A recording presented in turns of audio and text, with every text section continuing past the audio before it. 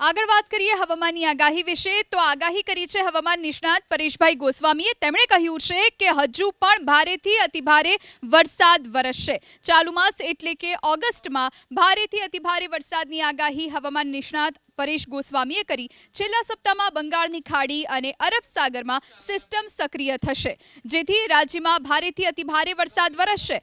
અમુક જિલ્લામાં અતિવૃષ્ટિનો માહોલ સર્જાવવાની પણ આગાહી કરવામાં આવી છે। તો ઓગસ્ટના અંતિમ સપ્તાહમાં ભારે વરસાદની આગાહી હવામાન નિષ્ણાત પરેશભાઈ ગોસ્વામીએ કરી।